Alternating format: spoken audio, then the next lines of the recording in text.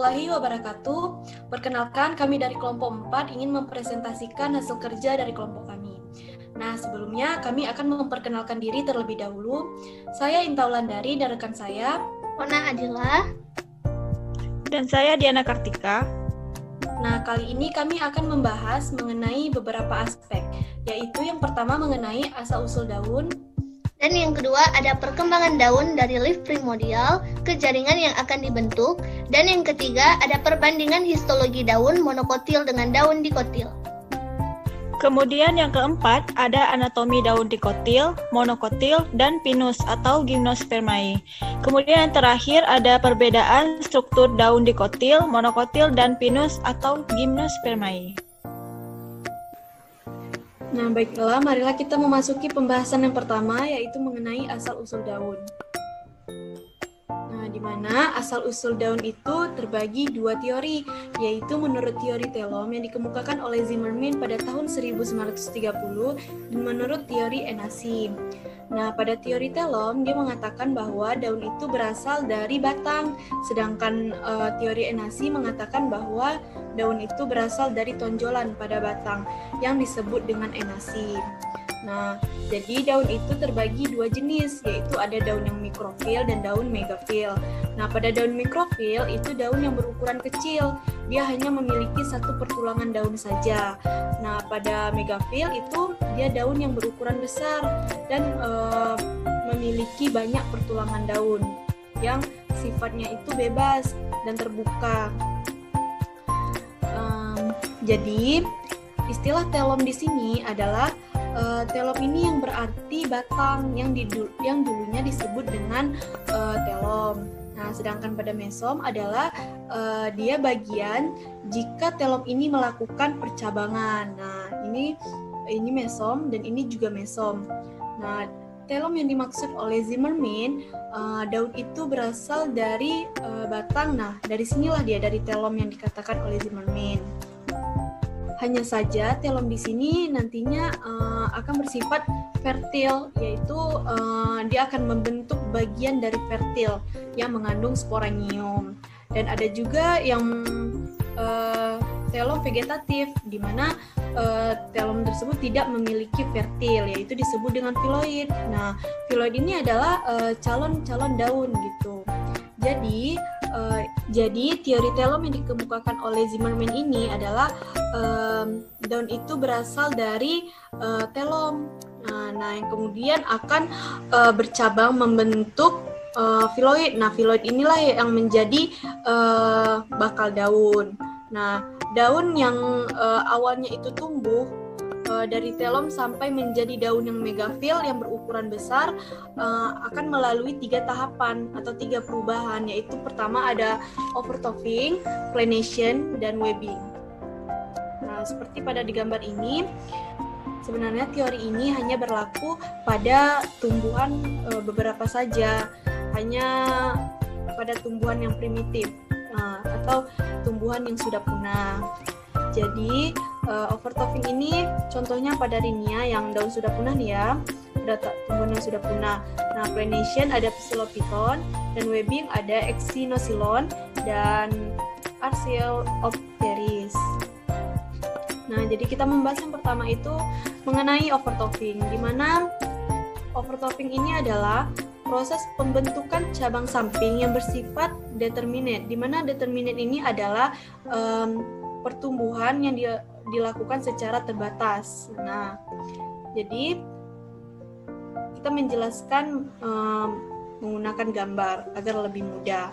Nah, yang pertama itu adalah telom melakukan percabangan dengan melalui percabangan dikotom. Nah, percabangan dikotom ini adalah percabangan yang dilakukan menjadi 2 bagian. Nah, dibentuk menjadi 2 bagian.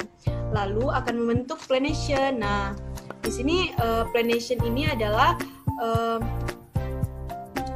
yang awalnya dia membentuk gilik, lalu dia nantinya akan memipih dan merata. Seperti pada pembahasan tadi, pada planation adalah perkembangan sistem percabangan yang rata dan pipih yang disebut dengan planation.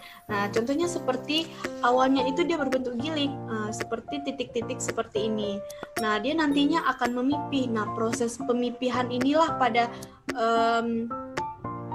overtopping tadi yang memipih itu yang disebut dengan planation. Nah, proses selanjutnya itu yang terakhir pada webbing. Nah, webbing ini artinya dia jaring gitu. Jadi bentuknya itu menjaring. Jadi webbing ini adalah penyatuan cabang-cabang yang pipih dan rata dengan perkembangan jaringan mesofil pada daging daun untuk membentuk helaian daun. Nah, webbing ini adalah proses pembentukan helaian daun. Seperti pada di gambar ini. Nah, pada proses webbing ini, yang cabang-cabang yang sudah memipih ini dia akan melebar ke samping. Nah, dia akan membentuk pada bagian di samping yang nantinya akan diisi oleh jaring-jaringan. Nah, di sini terbentuknya helaian daun. Nah, sebenarnya teori telom ini lebih mengemukakan bagaimana pembentukan daun megafil atau daun yang berukuran besar.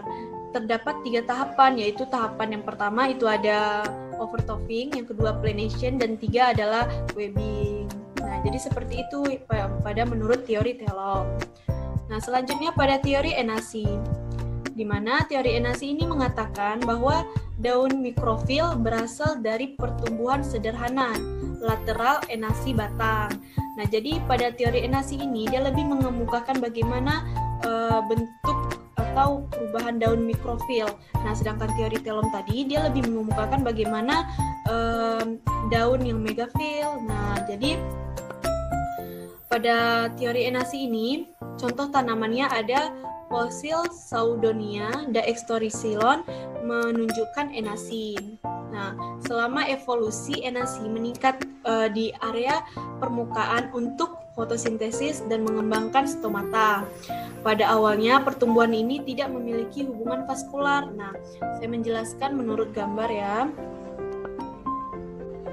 Nah, pada gambar yang pertama ini adalah gambar sebuah batang tanpa daun. Nah, di sini batang yang utuh pertama dulu, dia tanpa daun. Nah, yang kedua ini baru ada enationnya, yaitu bagian samping pada batang. Nah, di sini sudah terbentuk, akan tetapi dia belum ada jaringan pengangkutnya.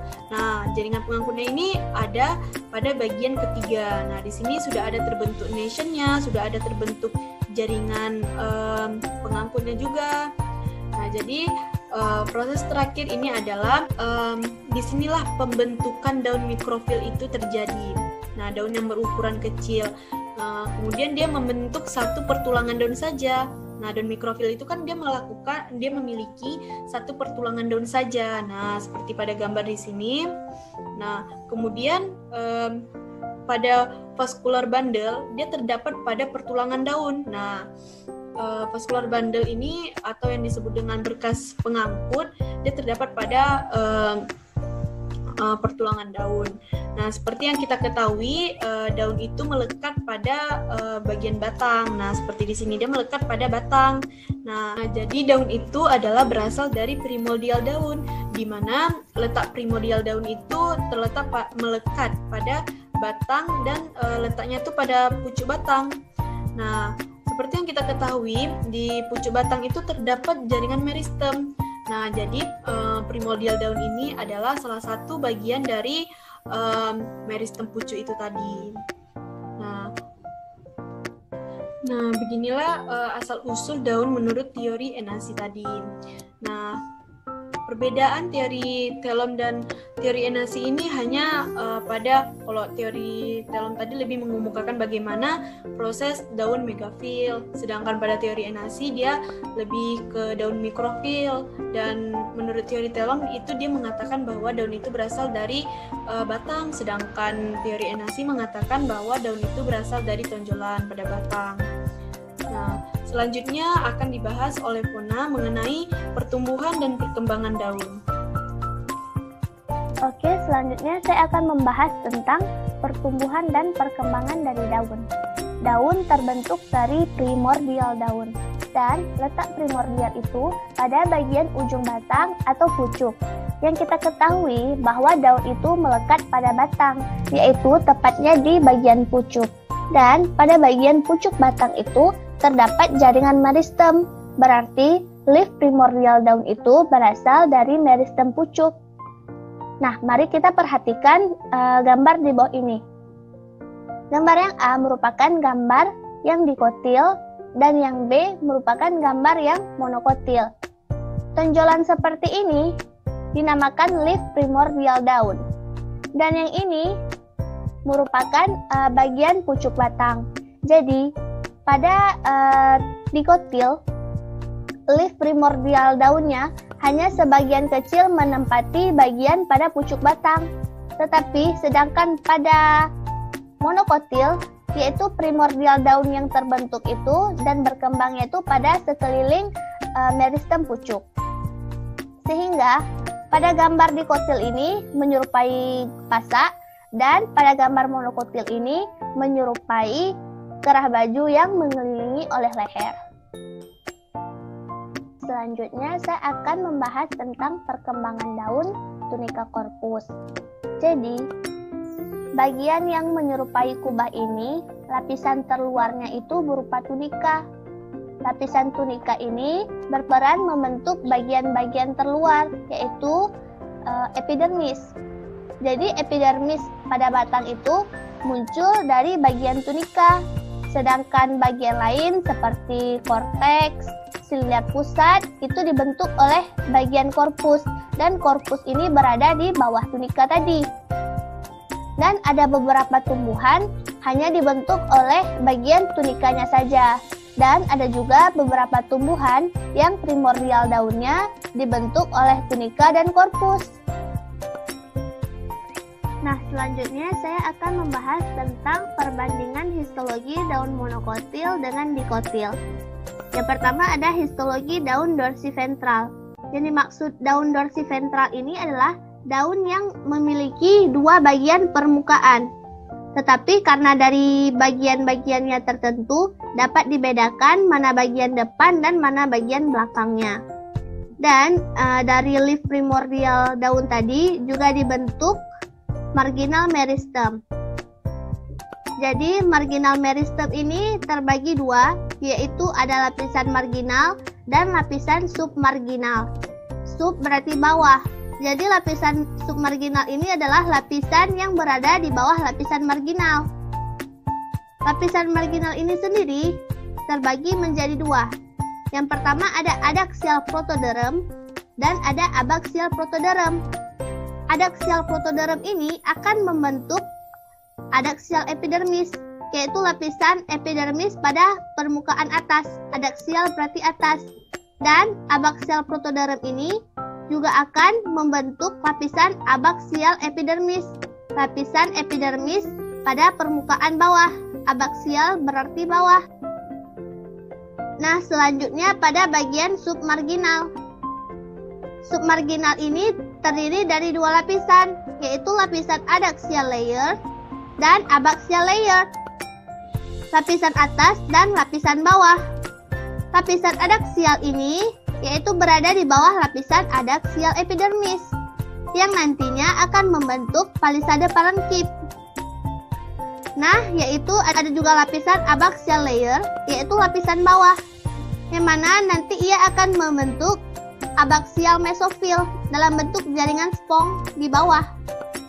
Lalu, abaxial layer ini dia akan berkembang juga nanti bisa membentuk lapisan tengah, yang mana lapisan tengah ini nanti bisa membentuk lapisan mesofil pada bagian tengah, dan ia juga bisa membentuk prokambium yang nanti menghasilkan berkas pengangkut.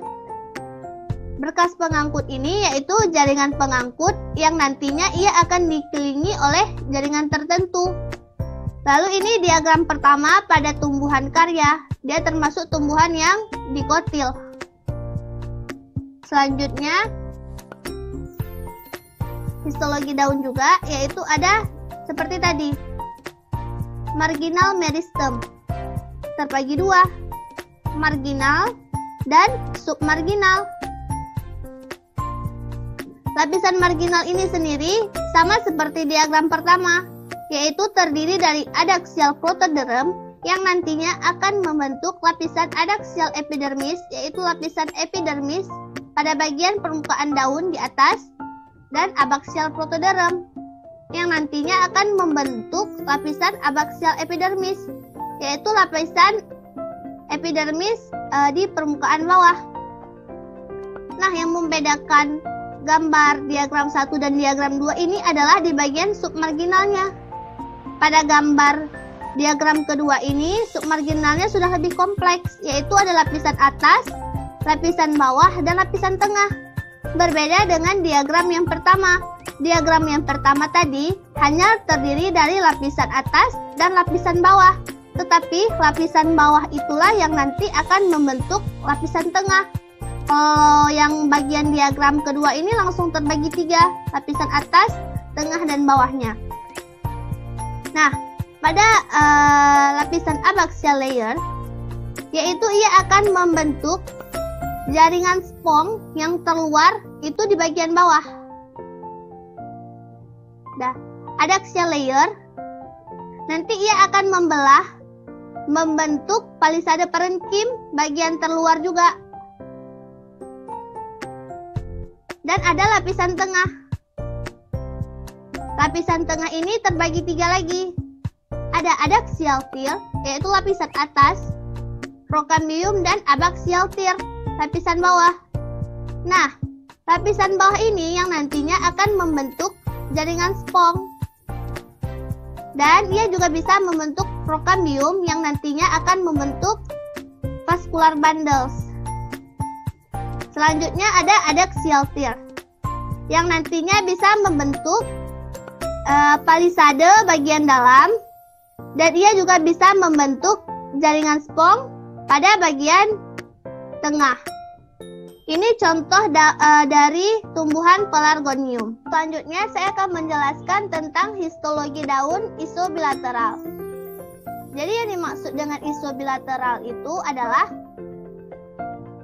secara histologinya susah dibedakan mana lapisan atas, mana lapisan bawahnya, karena mirip. Nah, jadi ada marginal meristem. Marginal meristem ini terbagi 2. Ada marginal dan submarginal. Yang mana marginal tadi akan terbagi menjadi 2, yaitu adaksial protoderm, yaitu lapisan atas yang nanti akan membentuk adaksial epidermis, lapisan epidermis bagian atas. Lalu ada abaksial protoderm yang mana nantinya ia akan membentuk abaksial epidermis, yaitu lapisan epidermis pada permukaan paling bawah. Selanjutnya ada submarginal, yaitu submarginal itu ada adaksial layer, ada abaksial layer, terbagi 2. Nah, pada lapisan adaksial layer ini, dia akan membentuk jaringan mesofil, yaitu jaringan spong. Dan ia akan membentuk pertulangan daun yang jaringannya sudah mengalami penebalan.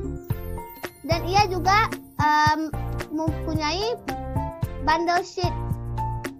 Nah, selanjutnya dari adaksial layer ini akan berkembang menjadi central layer dan prokambial strand, yaitu lapisan tengah dan lapisan prokambium, yang nantinya akan membentuk central mesofil, vascular bundles, dan bundle sheet. Nah, selanjutnya ada abaksial layer, yaitu lapisan bawah, yang mana nantinya akan menghasilkan bundle sheet, dan dia akan membentuk jaringan mesofil, yaitu jaringan spong pada bagian bawah. Yang ini merupakan contoh dari tumbuhan oriza, yaitu tumbuhan monokotil. Baik, selanjutnya saya akan menjelaskan tentang anatomi daun pada dikotil. Anatomi daun pada dikotil yaitu jaringan pengangkut yang besar pada tulang daun mempunyai tipe yang sama dengan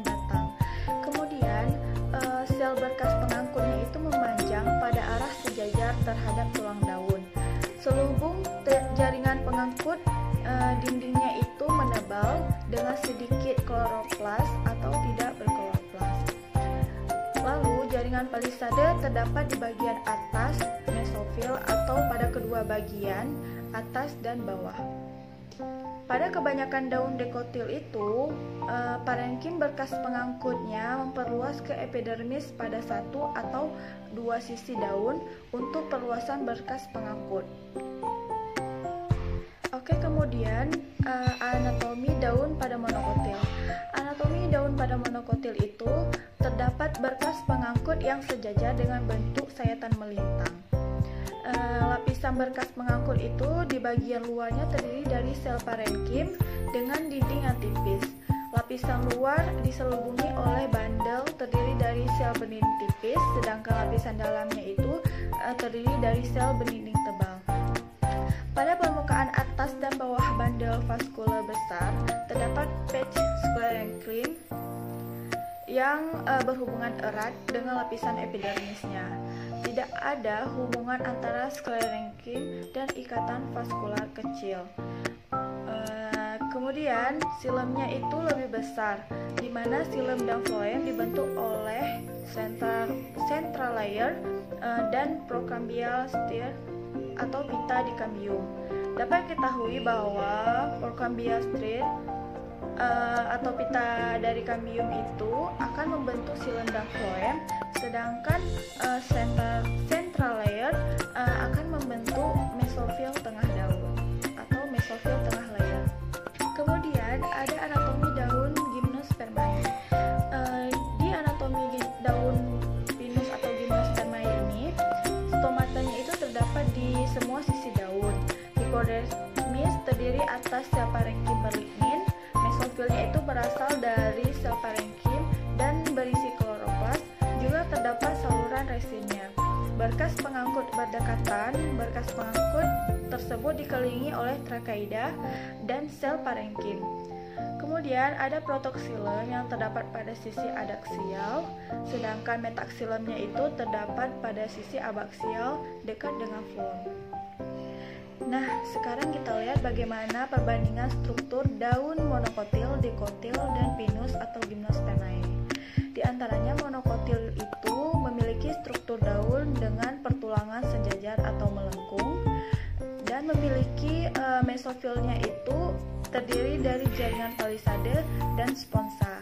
Sedangkan dikotil, struktur daunnya itu memiliki pertulangan daun menjari atau menyirip dengan ukuran beragam dan mesofil daunnya itu terdiri dari sel-sel parenkim. Sedangkan gymnospermae, dia memiliki struktur daunnya sempit, tebal, serta kaku, di mana dia memiliki juga klorofil atau pigmen daun. Pertulangannya itu tidak beraneka ragam dan jarang sekali dijumpai bersifat majemuk. Oke, cukup sekian presentasi dari kami. Semoga bermanfaat dan jika ada kesalahan mohon dimaafkan. Kami akhiri dengan wabillahi taufiq wa hidayah. Wassalamualaikum warahmatullahi wabarakatuh. Bye bye.